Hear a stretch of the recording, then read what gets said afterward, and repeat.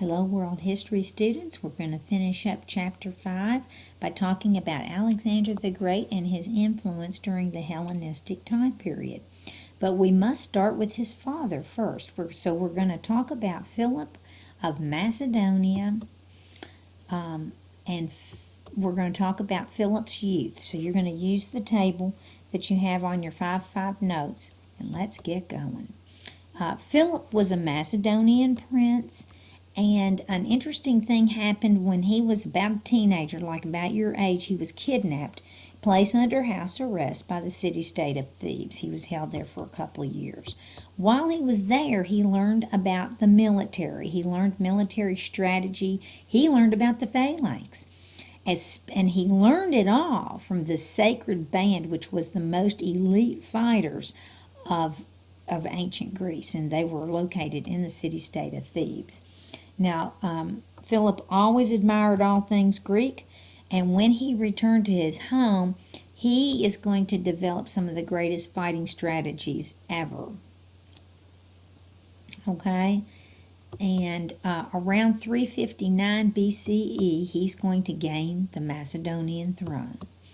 And he had a dream of conquering the Greek city-states because, of course, he loved them so much. He started out by making alliances with many Greek city-states, or he tried to bribe them. But you know, Greek city-states didn't want to be controlled by him, and they were afraid that's exactly what he was trying to do. The most resistance was Athens. Athens did not want any control, and they made lots of big speeches against Philip. But in 338, Athens ganged up with Thebes, and they did try to confront Philip at the Battle of Chaeronea, but he defeated them. And at that point, Philip was able to bring all of Greece under his control. Now, his next goal, believe it or not, was to conquer the Persian Empire. He had to do some convincing there, but alas, Philip was assassinated at his daughter's wedding before he could fulfill this dream of conquering the Persian Empire. And some people think it was a conspiracy between Alexander, actually his son, Alexander, and Alexander's mother.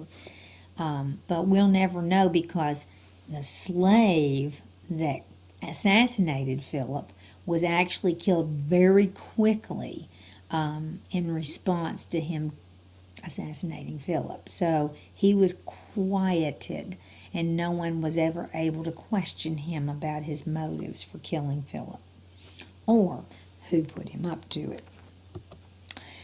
So Philip's son Alexander succeeded him to the throne. So let's talk a little bit about Alexander now. In Alexander's youth, let's talk about his father's influence. Of course, his father, being the great military mind that he was, is going to give Alexander early military training, but he will also make sure that Alexander receives a good education. And believe it or not, for 2 years, Aristotle actually tutored Alexander. How amazing is that? Have one of the best teachers in the world as yours, and have him to yourself. Now, on his mother's part, Alexander was instructed about his divine heritage, so he is always going to feel that he is very special. His mother, Olympias, told him repeatedly that she was descended from the gods, and therefore he was. Okay? His mother made sure also that Alexander received the throne because Philip had remarried. He had other children by other marriages, but she made sure that her son Alexander got the throne. She was pretty wily of a woman. Now, we know that Alexander was only 20 years of age when his father passed away, and so he had to really prove himself. Okay, immediately he had to quash rebellion in Macedonia and then in the Greek city-states as well. Once he'd established himself, he decided he wanted to pursue Philip's goal of conquering Persia. So now notice these dates right here. They're different than the ones on your sheet. I apologize for that. I made a mistake. So change the one that says 336 and make it 326. So we're going to kind of talk about some of Alexander's campaigns as he went into Persia. Around 334, Alexander's going to cross the Dardanelles into Persia, and I'll show you that on a map in just a minute. And at the time, Persia was ruled by a really weak leader. It was Darius III. So Alexander was pretty easily able to win his first victory at the Granicus River.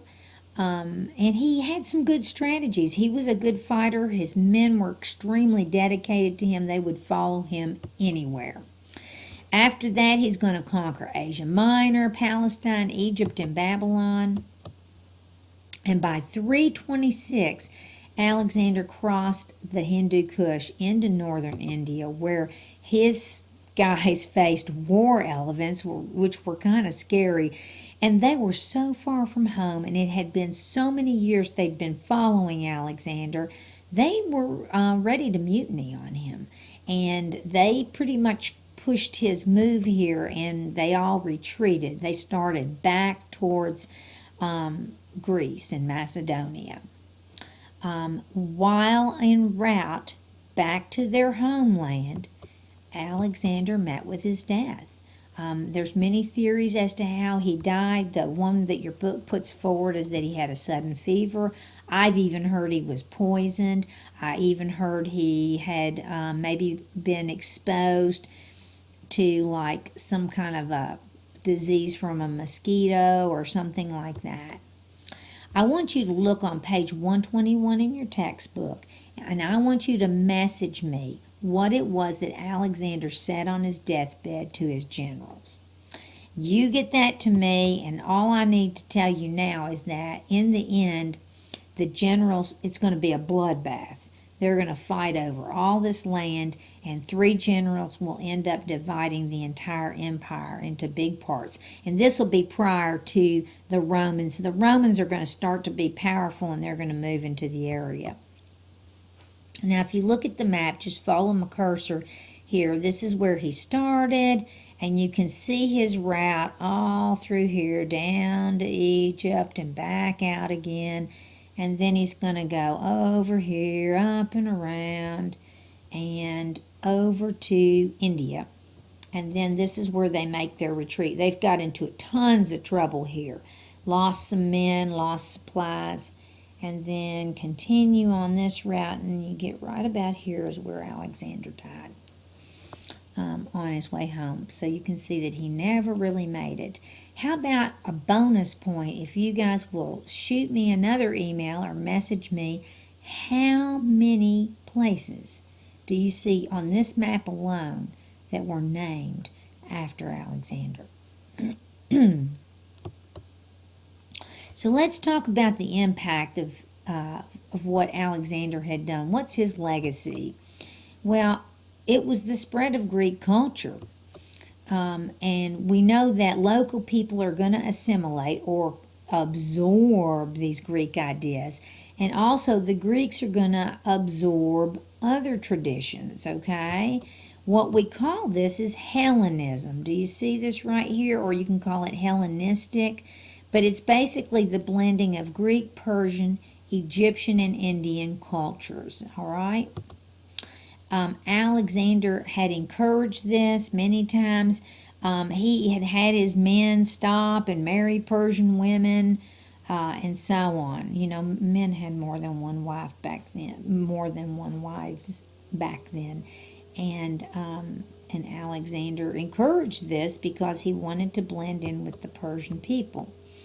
On your chart, you've got Alexandria, Egypt. All I need you to remember about Alexandria is that because it stood at the center of the Hellenistic world, if we go back to the map, you could look at it and see where it was situated. It's going to become a cultural center, a center of learning, a center of science, a center of medicine. It had one of the nicest museums, a great big library.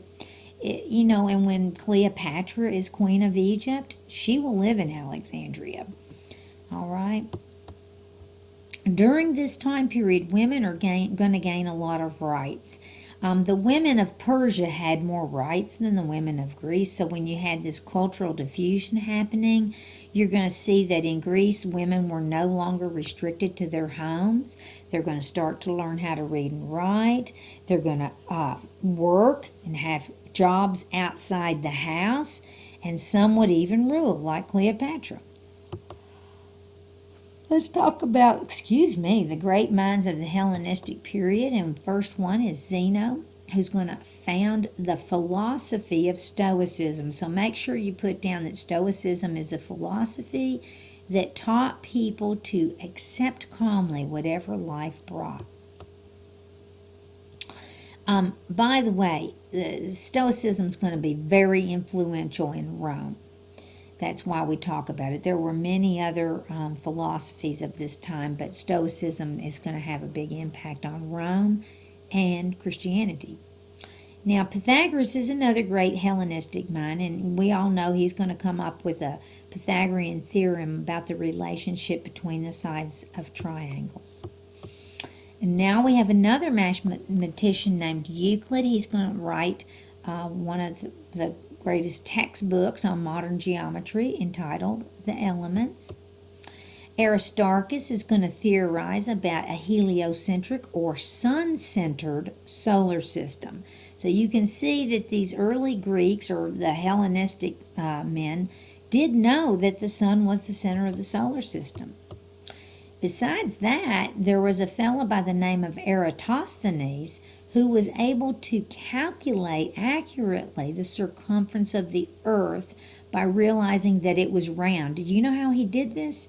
He measured shadows in two different locations at the same time of the day, and he was able to very closely calculate the circumference of Earth.